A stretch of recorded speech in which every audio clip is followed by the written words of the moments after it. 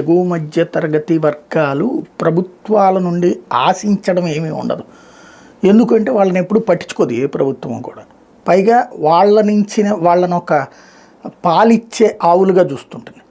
పన్నులు వాళ్ళు కడతారు, ప్రభుత్వాలు ఆ డబ్బులు పట్టుకెళ్ళి పేదలకి సంక్షేమాలు చేస్తాయి. పెద్దవాళ్ళకి ఎట్లాగూ దోచుకోవడానికి తగినటువంటి ప్రణాళిక ఉంటుంది. ఈ రూట్లో సుదీర్ఘకాలం పాటు నడుస్తూ వచ్చింది. అయితే మనం స్వతంత్రం వచ్చినప్పటి నుండి చూస్తే ఇన్కమ్ ట్యాక్స్ ఒకప్పుడు 97% ఉండేది జవహర్లాల్ నెహ్రూ టైంలో.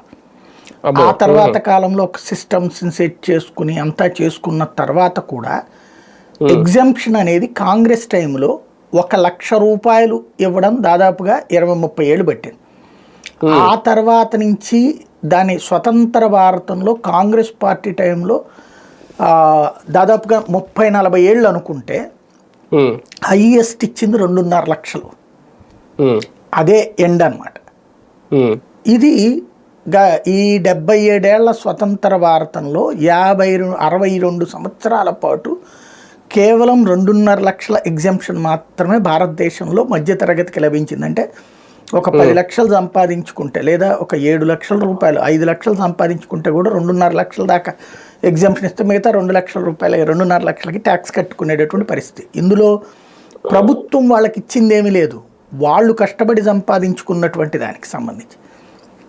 అయితే మోడీ వచ్చినప్పటి నుంచి చూస్తే 3 టర్మ్స్లో 3 సార్లు 3 రకాలైన భారీ మినహాయింపులు ఇచ్చింది మధ్యతరగతికి మోడీ సర్కార్ మాత్రమే. 2.5 నుంచి 5 లక్షలు ఒకసారి, 5 లక్షల నుంచి దాదాపు 7 లక్షల దాకా ఒకసారి, అంటే 10 లక్షల దగ్గరగా, అంటే 7 లక్షల దాకా సంపాదించేవాడికి పైసా పన్ను కట్టక్కర్లా. 7 తర్వాత 10 లోపుకి కూడా దాదాపుగా ట్యాక్స్ మినహాయింపు. అది ఇంతకు ముందుది లాస్ట్. ఈ ట్రిప్ 1,00,000 రూపాయలు ఉన్నా కూడా లేదు, 12 లక్షలకి వరకు ఎగ్జంప్షన్. సరిగ్గా చెప్పాలి